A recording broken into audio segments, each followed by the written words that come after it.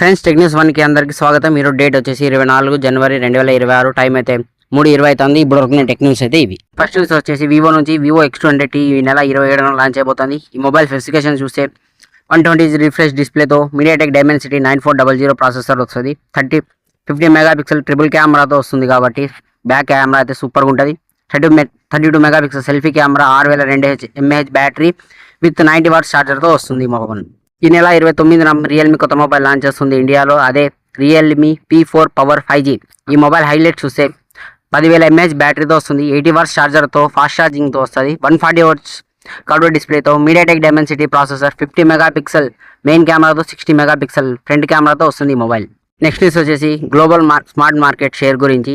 World వైడ్గా market share అయితే year release చేశారు. యాపిల్ 24% ఉంది, Samsung 18%, Xiaomi 11%, Vivo and Oppo 88%గా వచ్చాయి. అదర్ బ్రాండ్స్ అయితే 30% ఆక్యుపై చేసే మార్కెట్ని.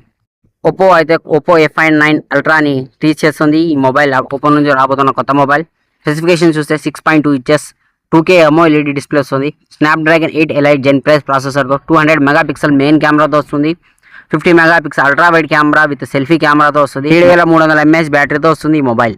న్యూస్ వచ్చేసి రెడ్మీ నుంచి రెడ్మీ 15 Pro సిరీస్ అయితే మిడ్ రేంజ్ అయితే లాంచ్ అయిపోతుంది. రెడ్మీ ఫ్యాన్స్కి అయితే ఒక గుడ్ న్యూస్ అని చెప్పొచ్చు. రెడ్మీ 15 ఈ నెల 29న లాంచ్ అయిపోతున్నారు.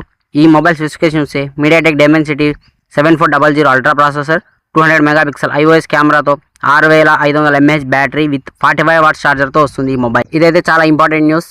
సోనీ బ్రావియా బ్రాండ్ ఉంది కదా, బట్ అది ఇక నుండి కంట్రోల్ చేసేదంతా TCS నుండి ఉంటుంది. TCS ఆల్రెడీ మినీ LED టీవీలో స్ట్రాంగ్ ప్లేయర్. సో ఫ్యూచర్లో సోనీ క్వాలిటీ అయితే చేంజ్ అవ్వచ్చు. మీ ఒపీనియన్ కామెంట్ చేయండి.